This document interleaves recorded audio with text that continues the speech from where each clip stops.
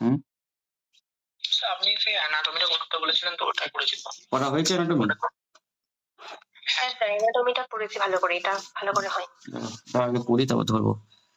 Mum's পর্যন্ত হয়েছিল, infectious disease, mum's. আজকে হবে ইনফ্লুয়েঞ্জা। তো influenza commonly known as flu is an acute infection of respiratory tract. It is caused by influenza virus. Flu যেটাকে বলি আমরা, জ্বর সর্দি কাশি যে হয় সাধারণত শীতকালেই বেশি হয়েছে। জ্বর সর্দি কাশি যদি হয় তাহলে সেটা একটা ভাইরাল ইনফেকশন, এবং সেই ভাইরাসটার নাম কি ইনফ্লুয়েঞ্জা ভাইরাস কমনলি যেটা হয়। এপিডেমিওলজিক্যাল ফ্যাক্টরে কি কি আছে? Agent, 3 immunological types of influenza virus are known. কি কি? নেমলি টাইপ এ, টাইপ বি, টাইপ সি। তাহলে ইনফ্লুয়েঞ্জা ভাইরাসও নাকি 3টে টাইপের হয়। Type A causes the most severe type of infection.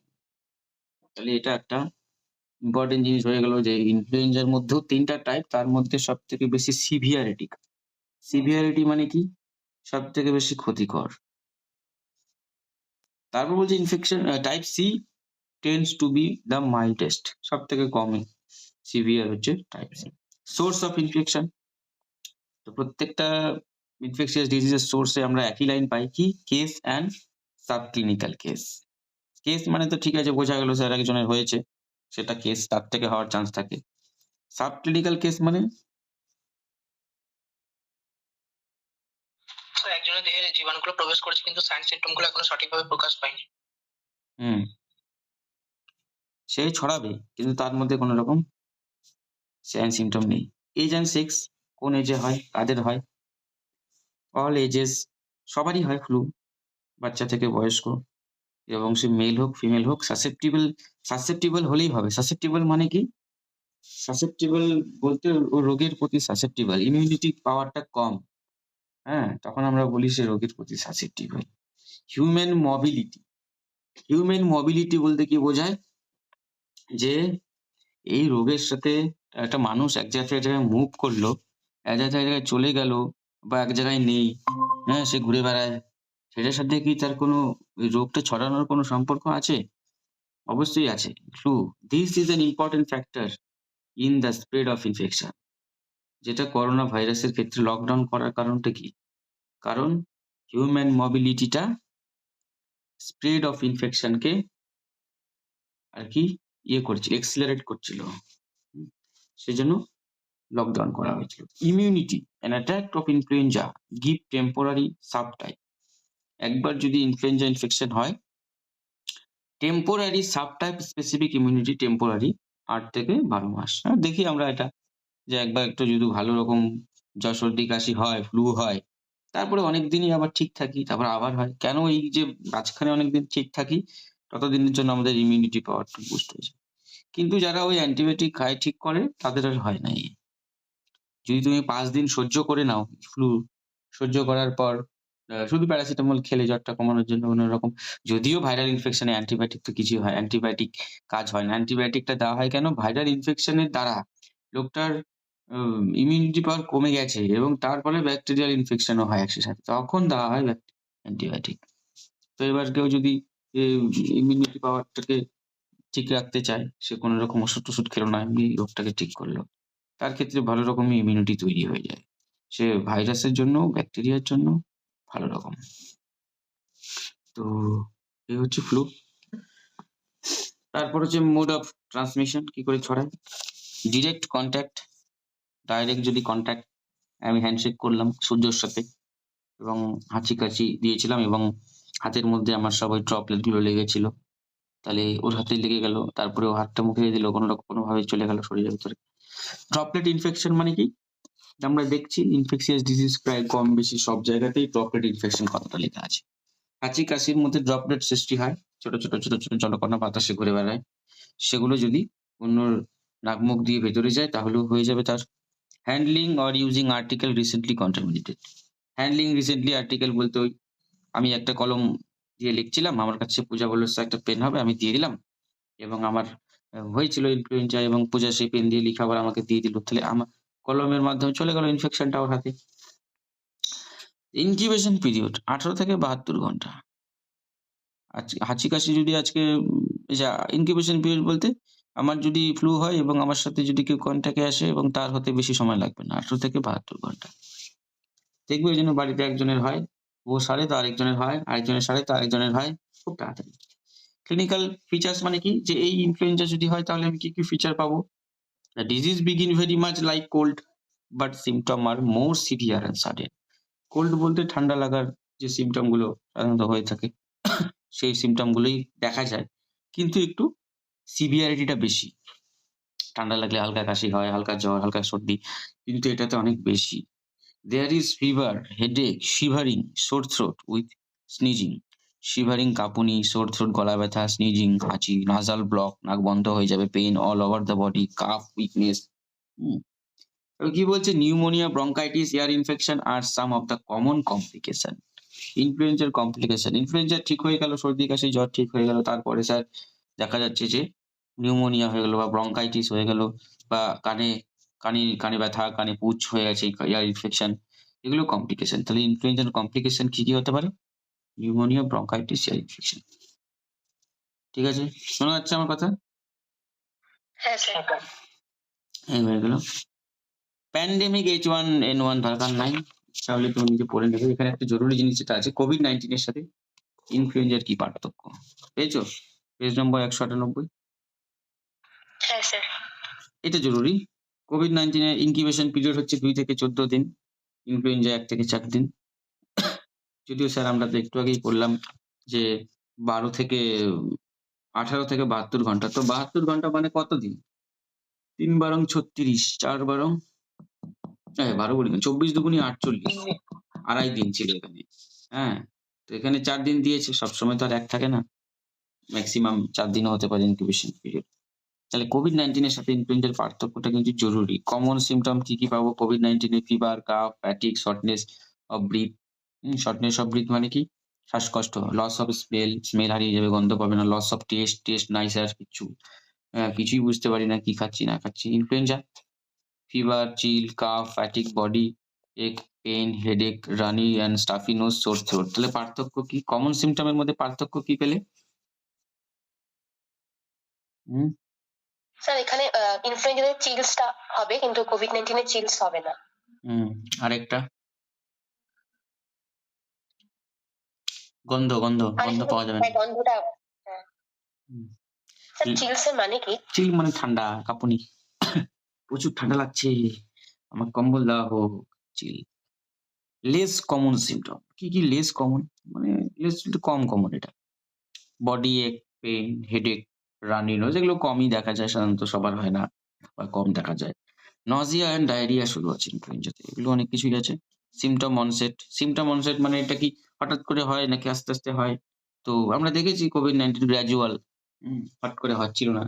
একজনের সাথে কন্ট্যাক্টে আসলো, সে একদম কোয়ারেন্টাইনে চলে গেল। কোয়ারেন্টাইনে যাওয়ার পর আস্তে আস্তে 2-3 দিন পর শুরু হচ্ছে। ১ম এ স্মেল চলে গেল, গলা ব্যথা, আস্তে আস্তে জ্বর। গ্র্যাজুয়াল, হ্যাঁ? সিম্পটমটা গ্র্যাজুয়ালি অনসেট হয়। র‍্যাপিড বলতে ইনফ্লুয়েঞ্জার র‍্যাপিড দেখলাম। আজকে হাঁচি-কাশি দিলাম, তোমরা পড়তে এসেছিলে অফলাইনে, তোমাদের ড্রপলেট ট্রান্সমিশন এর মাধ্যমে তোমাদের শরীরে চলে গেল ইনফেকশনটা। ব্যাস পরশু তোমাদেরও শুরু হয়ে যাবে। এতটা র‍্যাপিড না কোভিড-19। হুম। Vaccine and medication. Vaccine are available. কোভিড-19 এর ভ্যাকসিন তোমরা সবাই দিয়েছো না? কোনটা দিয়েছো? কোভিশিল্ড? কোভ্যাক্সিনটা। কোভ্যাক্সিন, হ্যাঁ। আর ইনফ্লুয়েঞ্জা বলছে যে seasonal and swine flu vaccine and antiviral medication available.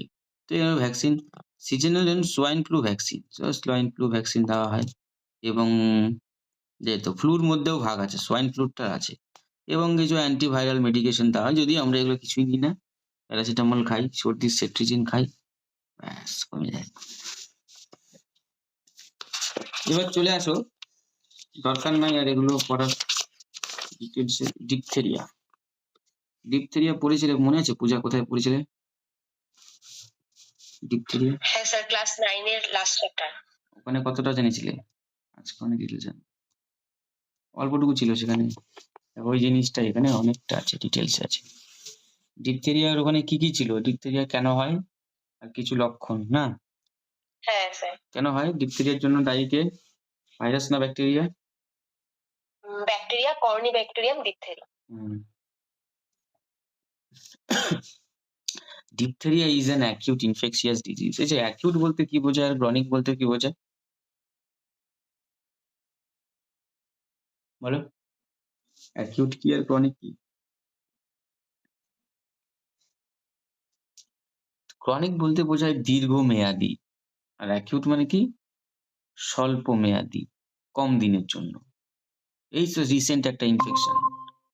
Chronic infection মানে অনেক দিন থেকে ভুগছি ইনফেকশনে। হুম।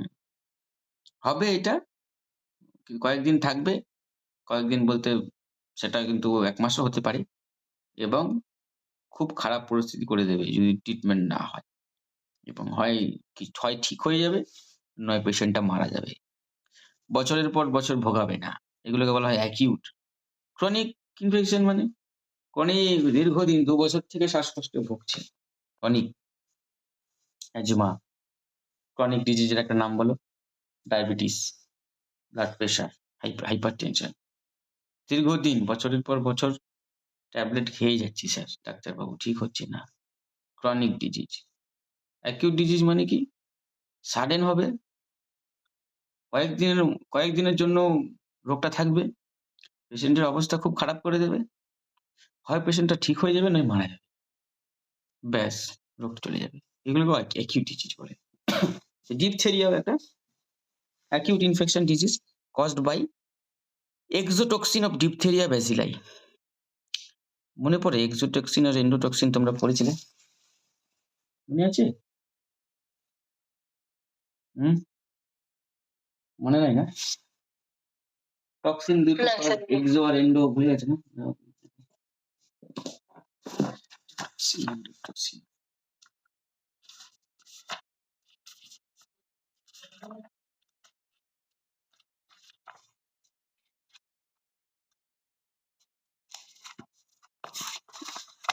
মনে পড়লো এবার? হ্যাঁ স্যার। কি মনে পড়লো?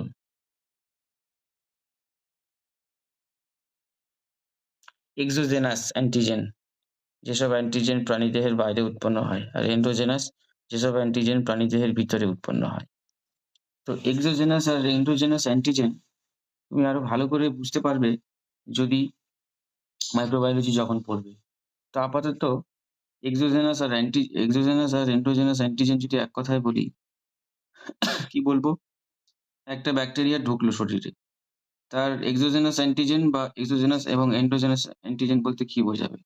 টক্সিন। টক্সিন। টক্সিনটাই অ্যান্টিজেন। বলো কি?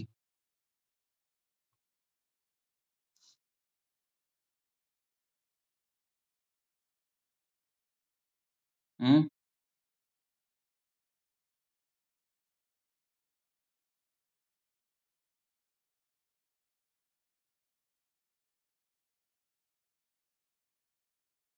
বলো কি?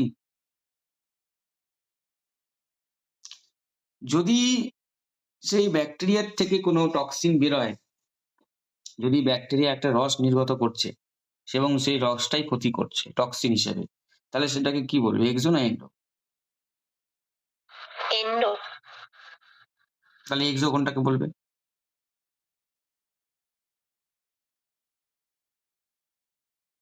হুম?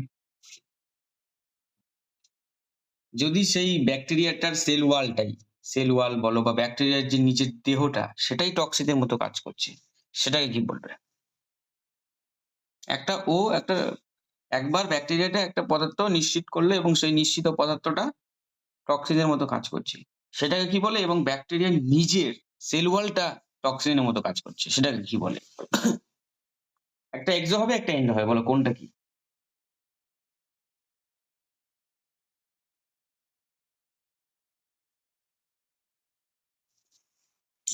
এন্ডো হচ্ছে সেটাই যদি ব্যাকটেরিয়ার সেল ওয়ালটাই ক্ষতি করে। ব্যাকটেরিয়াটা ঢুকলো শরীরে কিন্তু ব্যাকটেরিয়া কোনো পদার্থ ক্ষরণ করছে না, ক্ষতিকর পদার্থ। ও নিজেই ক্ষতি করছে, নিজের সেল ওয়ালটাই ক্ষতি করছে। ব্যাকটেরিয়ার যে সেল ওয়ালটা আছে না, সেটাই টক্সিনের মতো কাজ করছে, সেটাকে বলবে এন্ডো। আর যদি ব্যাকটেরিয়াটা কিছু নিঃসৃত করে, কিছু সিক্রিট করে এবং সেটা টক্সিন হিসেবে কাজ করছে, সেটাকে কি বলবে? এক্সো। বোঝা গেল? এক্সোটক্সিন, এন্ডোটক্সিন আরো ভালো করে মাইক্রোবায়োলজিতে পড়াবো যখন মাইক্রোবায়োলজি পড়বো। তাহলে ডিপথেরিয়া কি করছে? Exotoxin.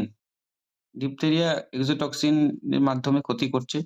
Diphtheria bacilli corynebacterium diphtheria disease attack mainly throat, tonsil, larynx আর নোজ। কোথায় অ্যাটাক করছে? রেসপিরেটরি ট্র্যাক্টে। থ্রোটে, গলা, tonsil, larynx and nose where it produce a greyish white membrane. খুব জরুরি, এটাকে হাইলাইট করো। কি করে বুঝবে যে টনসিলাইটিস হয়েছে নাকি গলা ব্যথা? তো নিয়ে আসলো পেশেন্ট, গলা ব্যথা, তুমি কি করে বুঝবে যে এটা ডিপথেরিয়া না এমনি গলা ব্যথা হয়েছে ফ্লুর কারণে? বা তুমি কি করে বুঝবে যে এটা ডিপথেরিয়া? এটা খুব জরুরি। কি? Greyish white membrane. এটাকে লেখো, এটাকে হাইলাইট করো। Greyish white membrane. কি? Greyish white membrane. এটা কোথায় দেখতে পাবে? Which spread into air passage. এটা পুরো রেসপিরেটরি ট্র্যাক্টের মধ্যে একটা লেয়ার তৈরি করবে এবং এটা তুমি যদি এই মেমব্রেনটাকে তুলতে চাও চেঁচে, রক্ত বেরিয়ে যাবে। এটাই খুব জরুরি, ইম্পর্টেন্ট। অনেক সময় এমনিতেও তুমি, অনেকেই একটা পেশেন্ট আসলো, গলা ব্যথা করলো, হা করলো। এবার তুমি হালকা সাদা একটা কোটিং দেখতে পারলে, সাদা একটা মেমব্রেনের মতো। তাহলেই যে ডিপথেরিয়া টা না। তুমি সেটাকে একটু, তোমার কাছে ফরসেপ থাকবে, একটু তুমি যদি সেটাকে তোলার চেষ্টা করো, যদি উঠে যায় তাহলে বুঝবে যে না, ডিপথেরিয়া না। ওটা এমনি একটা অনেক সময় পড়ে না, সাদা একটা কোটিং হয়ে থাকে না জিভের মধ্যে বা গলার মধ্যে, হয় কি না? সর্দি কাশি হলেও সেটা না। হ্যাঁ স্যার। কারণ সকালে যখন ঘুম থেকে উঠে যখন মুখ যদি তার সাদা, সাদা বেরোয় না মেমব্রেনের মতো, তো সেগুলো হবে না। যদি তুমি সেটাকে তুলতে গিয়ে যদি ব্লিডিং না উঠে, খুব শক্ত, তাহলে বুঝবে যে এটা না, ডিপথেরিয়া। দাঁড়াও দেখাচ্ছি ছবি। ডিপথেরিয়া আনকমন হয়ে গেছে, কমন রোগ না। কেন? ডিপথেরিয়ার জন্য কোন ভ্যাকসিন দেওয়া হচ্ছে? হুম? ভুলে গেছো? ডিপথেরিয়াল টিউবারকিউলোসিস। ডিপিটি। দেখতে পাচ্ছ?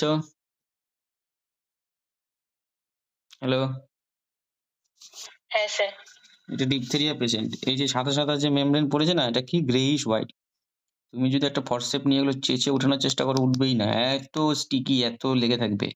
রক্ত বেরিয়ে যাবে, তাও উঠবে না। ডিপথেরিয়া পেশেন্টের এই যে ক্লিনিক্যাল ফিচার। কি? Greyish white membrane which spread into the air passage. Air প্যাসেজের মধ্যে স্প্রেড করবে। এয়ার প্যাসেজ কোনগুলো? নোজ, ফ্যারিংস, তাই না? ল্যারিংস তো উপরের দিকটাতেই থাকে, আপার রেসপিরেটরি ট্র্যাক্টে এটা দেখা যায়। তারপর চলে আসে এপিডেমিওলজিক্যাল ফ্যাক্টর গুলো কি? এজেন্ট ডিপথেরিয়ার যে ব্যাসিলাই। ব্যাসিলাই মানে কি? ব্যাসিলাই বলতে বোঝায় লম্বা, লম্বা ব্যাকটেরিয়াকে বোঝায় ব্যাসিলাই। আর ডট ব্যাকটেরিয়া, ডট। হুম? কক্কাই। পড়া বুঝি, ডট না, ওটা কক্কাইয়ের শেপটা একটু অন্যরকম হয়। রডের মতো দেখতে যে ব্যাকটেরিয়া, সেগুলো সব হয় ব্যাসিলাই। তো ডিপথেরিয়ার ব্যাকটেরিয়াটা কেমন তোমরা পড়েছিলে, বুঝতে পারবে কিনা জানি না।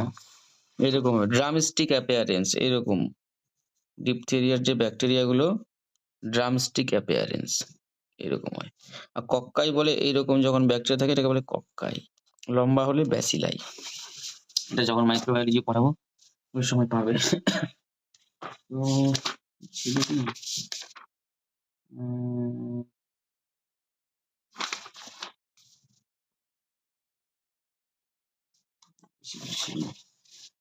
ডিপথেরিয়ার ব্যাপারে এইটুকুই লেখা ছিল এই যে ক্লাস 9 এর বইতে। এই যে লেখা ছিল না, সাদা স্বরের মতো দাগ, বুঝছো?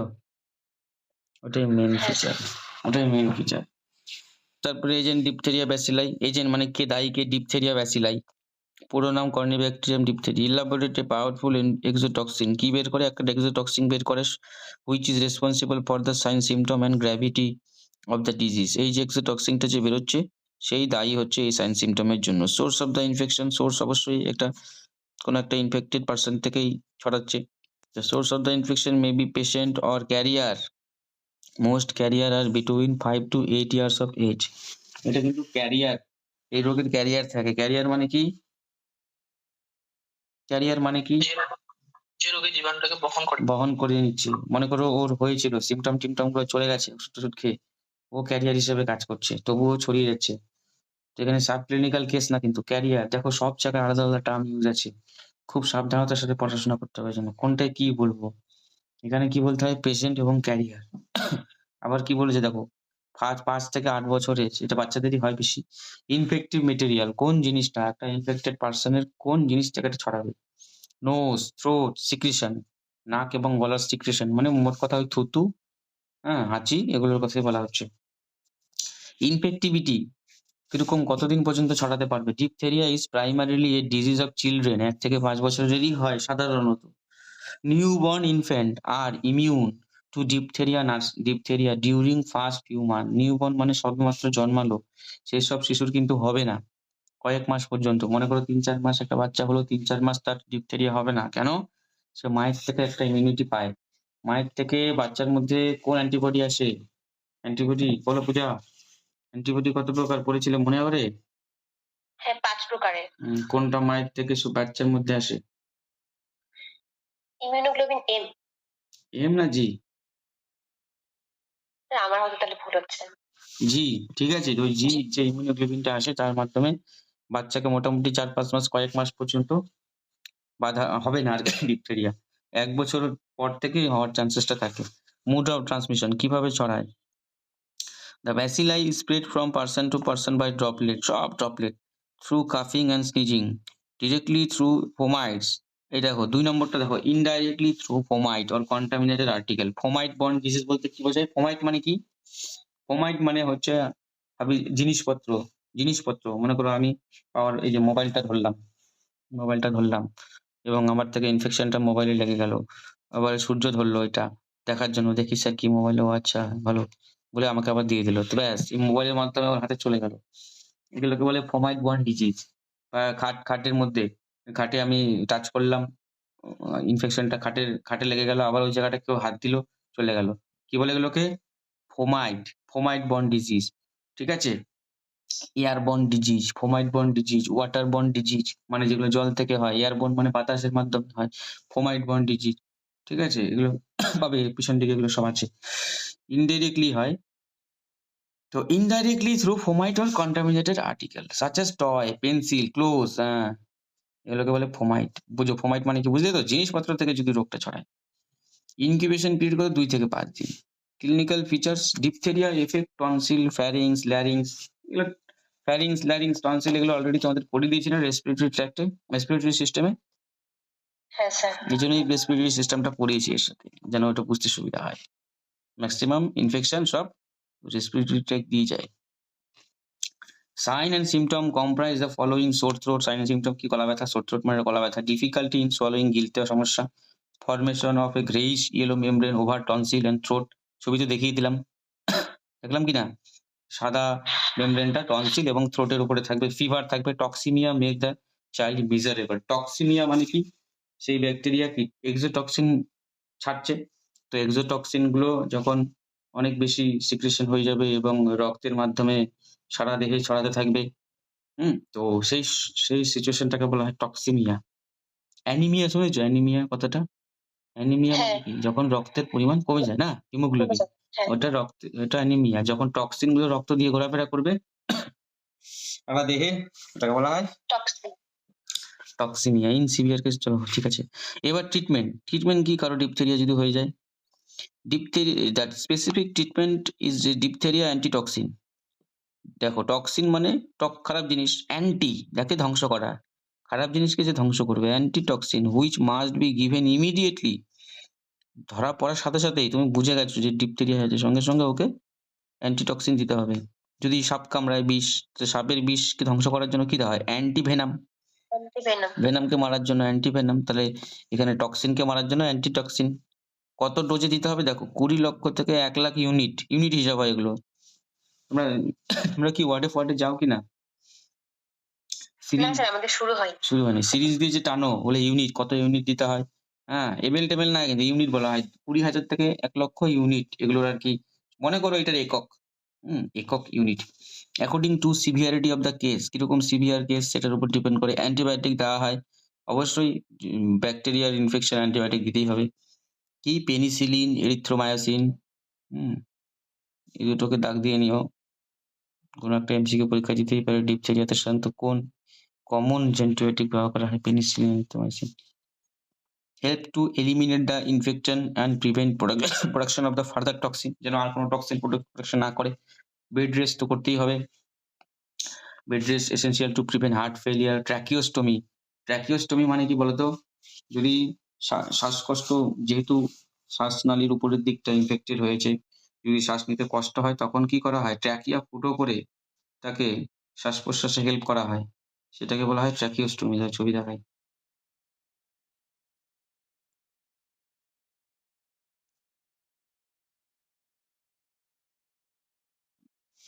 এটা বাইরে থেকে পেশেন্টটাকে ট্র্যাকিওস্টমি করলে এরকম লাগে দেখতে। এই দিক দিয়ে হাওয়া ঢোকানো হচ্ছে, ও নিতে পারছে না নাক মুখ দিয়ে হাওয়া। আর যদি ছবি দেখো তাহলে এইভাবে। এটা কি ট্র্যাকিয়া না? ট্র্যাকিয়া কি আমরা পড়েছি? পড়েছিলাম তো, সি শেপের ট্র্যাকিয়া পড়েছিলাম হ্যাঁ না? স্যার। দেখো ট্র্যাকিয়া বাইরে থেকে ফুটো করে হাওয়া এদিক দিয়ে ঢোকানো হচ্ছে, কারণ ও হচ্ছে ওর এই জায়গাগুলো ব্লক হয়ে গেছে, ও নিঃশ্বাস প্রশ্বাস নিতে পারছে না।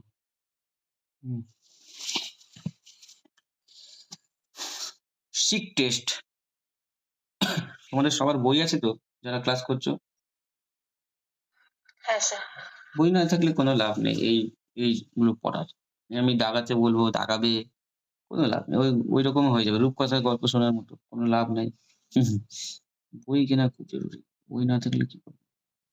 তারপর হচ্ছে সিক টেস্টটা কি? Schick test, this is an intradermal skin test, মানে এই টেস্টের মাধ্যমে বোঝা হয় যে ডিপথেরিয়ার তুমি ভ্যাকসিন, মনে করো আমাদের ছোটবেলায় বাবা মারা নিজেরাই জানে না যে কি ভ্যাকসিন দিচ্ছে আমাদের, কি ভ্যাকসিন দেয় না। কি ঠিক বললাম? হ্যাঁ, খালি বলে হ্যাঁ হ্যাঁ স্যার। গেছি খাওয়াইছিলাম রে, পোলিও তো দিচ্ছিলাম মনে হয় রে, ইনজেকশন কি দিছিলাম কি জানি মনে নেই। হ্যাঁ, বলতেই পারে না কবে কবে জন্ম হয়েছে তোমার, সেটাই বলতে পারবে না, এইভাবে বলবে। ওইবার বন্যা হয়েছিল, বন্যার তুই ২ মাস আগে হয়েছিল। এবার তুমি বুঝে নাও কোনবার বন্যা হয়েছিল, কোন বছরে, এবার বুঝে নাও। তো এইভাবে তো আমরা বুঝতে পারবো না যে তোমার ডিপথেরিয়ার যে ভ্যাকসিন-ট্যাকসিন আমাদের দিয়েছিল কিনা। তো এইজন্য একটা টেস্ট করা হয়, সেই টেস্টের মাধ্যমে বোঝা হয় যে ডিপথেরিয়ার জন্য তোমার ইমিউনিটি শরীরে আছে কিনা। যদি ভ্যাকসিন নিয়ে থাকো ইমিউনিটি থাকবে, ভ্যাকসিন না নিয়ে থাকলে থাকবে না। তো কি টেস্ট দেখে নাও? This is an intradermal skin test. স্কিনের মধ্যে টেস্টটা হয়। কি হয়? By this test we can find out those who are immune to diphtheria, কারা ডিপথেরিয়ার প্রতি ইমিউন আছে, and those who are not, এবং কারা নেই। Test is carried out by injecting into skin the forum intradermally. Intradermally মানে কি? স্কিনের দুইটা লেয়ার, একটা এপিডার্মিস আর একটা ডার্মিস। উপরের লেয়ারটা এপিডার্মিস, নিচের লেয়ারটা ডার্মিস। তো ডার্মিসে ইনজেক্ট করা হয় 0.2 ml of Schick test toxin into the opposite arm injected. এটা কন্ট্রোল দরকার নেই, শুধু মনে করো একটা হাতে কিছুই না, মনে করো এইটাকে বলে ফোরাম, জানো তো? ফোরাম কোনটাকে বলে? এটাকে ফোরাম। আর আর্ম কোনটাকে বলে? আর্ম কি করে দেখাবো? আর্ম ফোরাম বোঝো? আমরা তো ওই বাহু আছে ওটাকে বলে না, হ্যাঁ, ওই মানে কাঁধ থেকে কনুই অব্দি ওইখানটা। Yes yes. এই দেখো, এইটুকুকে বলে আর্ম। কি বলে? আর্ম। এটাকে বলে ফোরাম, এটাকে বলে হ্যান্ড। হ্যান্ড মানে ভেবো না এটাকে পুরোটাকে হ্যান্ড বলে, ইংলিশের ভাষায় পুরোটাকে হ্যান্ড বলে, কিন্তু আমাদের মেডিকেল ল্যাঙ্গুয়েজে হ্যান্ড বলতে এটুকু বোঝায়। তাহলে ফোরামে দেওয়া হয়, এই সমস্ত জায়গাতে একটা ইনজেক্ট করে একটা ডিপথেরিয়ার যে ভাইরাস আছে সেটাকে একদম উইক করে, হ্যাঁ, ডিপথেরিয়ার যে টক্সিনটা আছে, যে বলে দিয়েছি 0.2 ml সিক টেস্ট টক্সিন, এটা একটু ইনজেক্ট করে দেওয়া হয়। ইনজেক্ট করে দেওয়ার পর দেখা হয় 4 দিন পর রেজাল্ট নেওয়া হয়। কি হয়? Equal amount of toxin which has been activated, এটা দরকার নেই। The result are read on 4th day, 4 দিনের বেলা তো দেখা হয়, কি দেখা হয়? There is no reaction of any kind, the person considered immune to diphtheria. If there is reddish flush, the person is considered susceptible to diphtheria, and the diphtheria susceptible person should be actively immunized against diphtheria. মানে এখানটা inject করে দেওয়া হলো, কি করা হলো, কি সেটার নাম কি? 0.2 ml সিক টেস্ট টক্সিন করা হলো, করে একটা দাগ দিয়ে রাখা হলো পেন্সিল দিয়ে বা মার্কার দিয়ে। 4 দিন পর দেখা হবে যে এই জায়গাটা ইনজেক্ট যে করা হয়েছিল সেখানটায় কি লাল লাল লাল লাল হয়েছে। যদি কিছুই না হয় তার মানে বুঝবা যে তোমার ইমিউনিটি আছে, হয়তো ভ্যাকসিন ট্যাকসিন দিয়েছিল ছোটবেলায়। যদি দেখলে লাল লাল হয়ে গেছে তার মানে তুমি কিন্তু তোমার ইমিউনিটি নাই ডিপথেরিয়ার জন্য, এবং সেটার তুমি এটাই রিয়াকশন হয়েছে এবং এই রিয়াকশনের জন্য লাল হয়ে গেছে। এবার তোমাকে ইমিউনাইজেশন করতে হবে। কন্ট্রোল টেস্টের ব্যাপারেও লেখা আছে, দরকার নাই কন্ট্রোলটা, এটুকু বুঝলেই হবে। ছবি দেখাচ্ছি দেখো, এই যে এইভাবে করে দিয়ে দেওয়া হবে ইনজেক্ট করে। কত ml দেওয়া হয়? 0.2 ml 6 টেস্ট রক্সিন দেওয়া হলো। হ্যাঁ, এবার যদি হয়ে যায় তাহলে কি করে বুঝবে? এই এরকম লাল হয়ে যাবে জায়গাটা। হ্যাঁ, তখন এরকম না স্কেল দিয়ে মাপা হয় কতটা লাল হয়েছে। এই যে প্রথমে দেওয়া হলো, পরে মাপা হলো 4 দিন পর। লাল যদি না হয়, কিছু যদি না হয়, তার মানে বুঝবা যে কি বুঝবা? ডিপথেরিয়ার ভ্যাকসিন দেওয়া হয়েছিল। এবার হচ্ছে প্রিভেনশন। কি করে ডিপথেরিয়াকে আটকাবো? দেখো, ট্রিটমেন্ট আলাদা জিনিস, প্রিভেনশন আলাদা জিনিস। ট্রিটমেন্ট মানে কি, কারো ডিপথেরিয়া হয়ে গেছে তারপর কি করবা। প্রিভেনশন মানে ডিপথেরিয়া যেন না হয় তার জন্য আমরা কি করবো। হ্যাঁ, ডিপথেরিয়া না হওয়ার জন্য কি ভ্যাকসিন দিব। তো তোমরা ক্লাস 9 এর বইতে কি পড়েছিলে? ডিপথেরিয়ার জন্য কি ভ্যাকসিন পড়েছিলে? DPT, diphtheria, DPT pertussis. আর টিটেনাস একসাথে দেওয়া হয়। কিন্তু বর্তমান দিনে না পেন্টাভ্যালেন্ট ভ্যাকসিন দেওয়া হয়। ওখানে 3টা ভ্যাকসিন ছিল। হ্যাঁ, 3টা একসাথে দেওয়া হয়। এখানে এখন 5টা। বলছে diphtheria can be prevent by active immunization the current practice. দেখো বলছে কারেন্ট প্র্যাকটিস, এখনকার দিনে কি করা হয়? Immunization of all infant with pentavalent vaccine. কি পেন্টাভ্যালেন্ট? মানে 5টা ভ্যাকসিনকে একসাথে মিলাই দেওয়া হয়। কি কি? Diphtheria, pertussis, hepatitis B, haemophilus influenza, যেটাকে শর্টে বলে HIV। ভি না কিন্তু, ভি হলে তো এইডস হয়ে গেল। HIV, আর টিটেনাস। তাহলে পেন্টাভ্যালেন্ট ভ্যাকসিনের মধ্যে কি থাকে এটা খুব জরুরি। পেন্টাভ্যালেন্ট যে ভ্যাকসিনটা দেওয়া হয় বাচ্চাদেরকে, সেটা কি কি থাকে, কোন কোন রোগের ভ্যাকসিন থাকে বলো? ডিপথেরিয়া, পার্টুসিস, হ্যাঁ, হেপাটাইটিস বি, হ্যাঁ, হেমিওফিলাস ইনফ্লুয়েঞ্জা টাইপ বি, হ্যাঁ, আর টিটেনাস। দেখো ডিপিটি তো ছিল, এই ডিপথেরিয়া, টিটেনাস হচ্ছে, আর হচ্ছে পার্টুসিস, দুটো অ্যাড হয়েছে। কি কি? হিমোফিলিয়াস ইনফ্লুয়েঞ্জা বি আর হেপাটাইটিস বি একসাথে পেন্টাভ্যালেন্ট ভ্যাকসিন দিয়ে দেয়। কোন এজে দেওয়া হয়? 6 মাস বয়সে দেওয়া হয়। এই সরি, 6 উইকে। তাহলে কি বলবে? ডিপথেরিয়ার জন্য পেন্টাভ্যালেন্ট ভ্যাকসিন দেওয়া হয় 6 সপ্তাহ বয়সে, যার মধ্যে diphtheria, pertussis, hepatitis B, haemophilus influenza এবং টিটেনাসের ভ্যাকসিন থাকে। হয়ে গেল, এক কথা শেষ। বুঝে গেল ডিপথেরিয়া। এবার হচ্ছে হুপিং কফ। এই যে পার্টুসিস বললাম না একটু আগে, পার্টুসিসেরই আরেক নাম কি? পার্টুসিস কি পড়েছিলে ক্লাস 9 এ? স্যার এটা অতটা মানে বিস্তারিত দেওয়া ছিল না, শুরুটার মাঝখানে দেওয়া ছিল।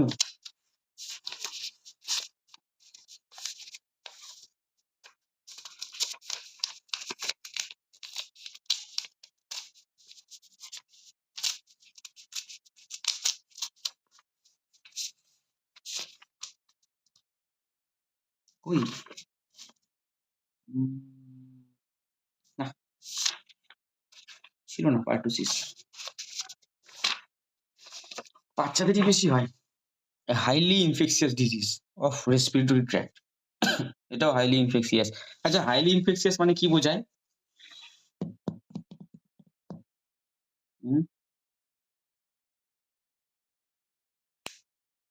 হাইলি ইনফেকশিয়াস বলতে কি বোঝায়? এই কথাটা তো অনেক স্যার এটা খুব তাড়াতাড়ি ছড়িয়ে যায় এরকম। হ্যাঁ, করোনা যেমন ছিল না, হাইলি ইনফেকশিয়াস ডিজিজ করোনাও কিন্তু, তাই না?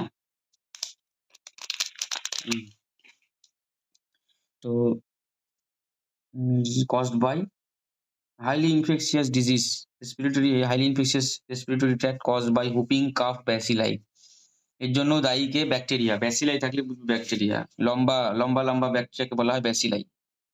ঠিক আছে, কি ব্যাকটেরিয়াটার নাম কি? বর্ডেটেলা পার্টুসিস। কি?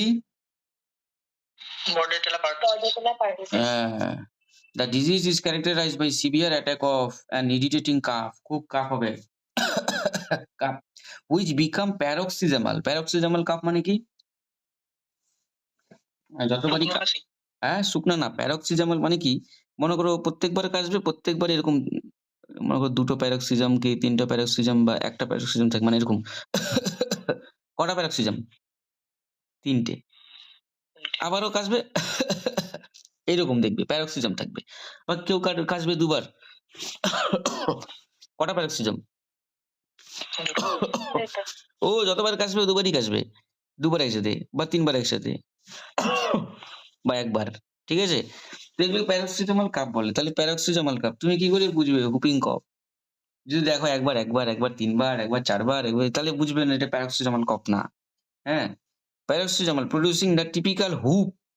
টিপিক্যাল একটা হুপ থাকবে। হুপ। হুপ মানে কি? এই একটা টানা একটা আওয়াজ পাচ্ছ না? পাচ্ছ? হ্যাঁ হ্যাঁ স্যার। স্যার। হ্যাঁ। হুপ। একটা হুপ থাকবে। হুম। আসতেও হতে পারে, এত জোরে হবে না। It is primarily disease of children. বাচ্চাদের হয় বেশি। এপিডেমিওলজিক্যাল ফ্যাক্টর কি আছে? এজেন্ট কে? দায়ী কে? বর্ডেটেলা পার্টুসিস ওই agent. Source of infection. Source of infection nose throat secretion of a case. এই carrier state does not exist. দেখো এখানে কিন্তু বলছে ক্যারিয়ার হতে পারে না। হুপিং কফের কোনো ক্যারিয়ার হতে পারে না। শুধু কেস। ইনফেক্টিভ পিরিয়ড কতদিন পর্যন্ত ছড়াতে পারে? Highly infectious during the latter part of the incubation period. হ্যাঁ? এটা সাধারণত কি হয়? শেষের দিকটা বেশি ছড়ায়। হুম। এজ কোন এজে হতে পারে বেশি? Primarily disease of infant. আচ্ছা ইনফ্যান্ট বোঝো? ইনফ্যান্ট মানে কত বছর বয়স পর্যন্ত বলো তো? ইনফ্যান্ট মানে জন্ম থেকে ১ বছর। আর টডলার মানে ১ থেকে ৩। হুম। তাহলে ইনফ্যান্ট মানে primarily disease of infant. Infant মানে ১ থেকে ১ বছর পর্যন্ত বেশি হতে পারে। অ্যান্ড টডলার বলতে ১ থেকে ৩ বছর বয়স। ১ থেকে ৩ বছর। Below the age of 5 year. Immunity, one attack of pertussis, একবার যদি অ্যাটাক হয়, গিভ সলিড ইমিউনিটি, খুব সুন্দর সলিড ইমিউনিটি পাবে একবার হয়ে গেলে। Mode of transmission spread directly by droplet, সব ড্রপলেট। ইনডাইরেক্টলিও হয় article soiled with discharge from infected cases. Incubation period ৭ থেকে ১৪ দিন। হুপিং কফের ক্লিনিক্যাল ফিচার্স কি পাবে? Three stage are describe in the clinical course of the disease. ৩টা stage. ৩টা স্টেজ কার মধ্যে ছিল মনে আছে? মিজেলস। কি, কি? ৩টে না স্যার, দুটো ছিল মনে হচ্ছে। কি, কি? ইরাপটিভ স্টেজ আর প্রি-ইরাপটিভ স্টেজ। ৩টে কি ছিল কোথাও?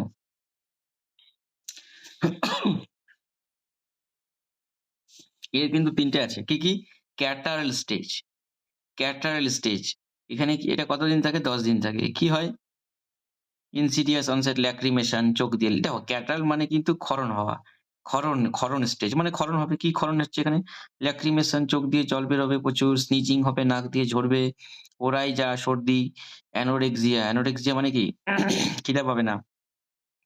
ম্যালাইজ মানে বডি ম্যাজম্যাজ করা, শরীর ম্যাজম্যাজ করা। অ্যান্ড হ্যাকিং নাইট কাফ, রাতে খুব কাশবে। হ্যাকিং নাইট কাফ, শুয়ে কাশবে। অ্যান্ড দ্যাট বিকাম ডাইউরনাল মানে দিনের বেলা হবে সারাদিন। আস্তে ওটা দিনের বেলাও হবে। রাতে শুরু হবে, প্রথম দিকটা শুধু রাতে হবে, পরে আবার দিনেও হবে। প্যারক্সিজামাল stage. Paroxysmal lasting for 2 to 4 weeks. It is characterized by burst of rapid consecutive cough. বললাম না প্যারক্সিজাম মানে কি? একদম ৩টা প্যারক্সিজাম। র‍্যাপিড হতেই থাকবে, এরকম হতেই থাকবে। কনজিকিউটিভ একটার পর একটা হতেই থাকবে paroxysm. Followed by deep high pitch inspiration. Whoop, এই যে হাই পিচ ইন্সপিরেশন। ইন্সপিরেশন মানে কি? হাওয়া নেওয়া ভেতরে, তাই না? ওটা কি হাই পিচ থাকবে। পিচ বোঝো? না স্যার। পিচ বোঝো না? মনে করো একটা বয়স্ক লোক কাঁদতেছে আর একটা বাচ্চা চিল্লায় কাঁদতেছে, কোনটা কানে বেশি লাগে? বাচ্চাটা। কানে লাগে না, একদম পর্দায় গিয়ে লাগে না? তীক্ষ্ণতা। তীক্ষ্ণতা। ওই বাচ্চার আওয়াজে তীক্ষ্ণতা বেশি, পিচ বেশি। তো এই যে তখন ইন্সপিরেশন হুপটা হাই পিচ হুপ। এরকম high pitch. It is usually followed by vomiting. এই দেখো ভমিটিং হবে, কাশতে কাশতে বাচ্চা বমি করে দেয়, দেখেছো কখনো? কাশতে কাশতে বাচ্চা বমি করে দেবে একদম। এটাই কিন্তু আলাদা করবে হুপিং কফ আর এমনি কাফের মধ্যে। এক হচ্ছে রাতে হবে, 2 হচ্ছে প্যারক্সিজম থাকবে, 3 হচ্ছে হুপ থাকবে, 4 হচ্ছে বমি করে দেবে। এগুলো দেখে দেখে বুঝতে হবে। It is usually followed by vomiting and young infant may cause cyanosis and apnea. Young infant. Young infant বলতে infant তো 1 বছর বয়স পর্যন্ত। Young infant বলতে মনে করো যেগুলো 1 মাস 2 মাস বয়স। কি হবে এদের? cyanosis. অক্সিজেন কম যাবে শরীরে। অক্সিজেন কম গেলে কি হয়? cyanosis হয়ে যায়। শরীরে নীলাভ কিছু, কিছু জায়গায় নীল হয়ে যাবে যেমন নাক, আঙুল, হ্যাঁ? নাকের টিপ, জিভ। cyanosis দেখার শেখাবো পরে বলবোনে। যে অ্যানিমিয়া কোথায় দেখতে হয়, জন্ডিস কোথায় দেখতে হয়, সায়ানোসিস কোথায় দেখতে হয় বলবো। অ্যাপোনিয়া মানে শ্বাসকষ্ট, শ্বাস নিতে কষ্ট হওয়া। এগুলো বাচ্চাদের দেখা যায়। Convulsant stage. কনভালসেন্ট স্টেজ মানে রোগ শুরু হয়েছিল ক্যাটার স্টেজ। রোগটা ও ভুক্তভোগী ছিল প্যারক্সিজমাল স্টেজে। এবার শেষের দিকে। কনভালসেন্ট যে ওয়ার্ডটা সেটার মানে হচ্ছে আস্তে, আস্তে ঠিক হয়ে যাচ্ছে যখন পেশেন্টটা। হ্যাঁ? ওই স্টেজটা। মানে ঠিক হওয়ার সময়টা। কি হবে? এটা 1 থেকে 2 সপ্তাহ পর্যন্ত থাকে। জেনারেলি লাস্ট 6 থেকে 8 উইক। হ্যাঁ, ১ থেকে 2 সপ্তাহ থাকে। দ্য ইলনেস জেনারেলি লাস্ট 6 থেকে 8 সপ্তাহ হতে পারে। তখন ঠিক হতে থাকে পেশেন্ট। তখন সেরকম কোনো স্পেশাল ক্যারেক্টারিস্টিক কোনো ফিচার নাই। এবার control of whooping cough. Whooping কফটাকে কিভাবে কন্ট্রোল করবে? Case and contact, early diagnosis. অবশ্যই তাড়াতাড়ি যদি তুমি বুঝতে পারো যে না এই এলাকার মধ্যে এই যে লোকটা এর হুপিং কফ হয়েছে, বাচ্চাটা তাড়াতাড়ি এর ডায়াগনোসিসটা যদি করতে পারো, তারপরে আইসোলেশন করতে হবে। বাচ্চাটাকে বলতে হবে এই বাচ্চাকে বাড়ি থেকে বার করা যাবে না, ঘরে রাখো। অন্য কোনো বাচ্চার কন্ট্যাক্টে যেন না রাখা হয়। ট্রিটমেন্ট করতে হবে। Disinfection of discharge from nose. Disinfection মানে কি? যে তোমার এই স্যানিটাইজ করাটাও একটা ডিসইনফেকশন করা। ডিসইনফেক্টেড করতে হবে বাচ্চাটা যে ঘরে থাকবে এবং যা, যা জিনিস ধরবে প্রত্যেকটা জিনিস স্যানিটাইজার নিয়ে ডিসইনফেক্টেড করা। হুম? তো এই তো এভাবে কন্ট্রোল করতে হবে। ইমিউনাইজেশনের মাধ্যমেও কন্ট্রোল করতে পারি আমরা। It is a now common place. তাহলে ইমিউনাইজেশনের জন্য কোন ভ্যাকসিন দেওয়া হবে? একটু আগেই তো বললাম। কোন ভ্যাকসিন? স্যার পেন্টাভালেন্ট হ্যাঁ, ভ্যাকসিন। পেন্টাভ্যালেন্টের মধ্যে কি, কি থাকে? Diphtheria, pertussis, hepatitis B, haemophilus influenza type B আর টেটানাস। ব্যাস এতদূরই হয়ে গেল। পরের দিন আগে পড়া ধরবো এই সবগুলো তারপরে পড়াবো। আচ্ছা তোমরা পড়েছো বললে না? দুজনই পড়েছো তো?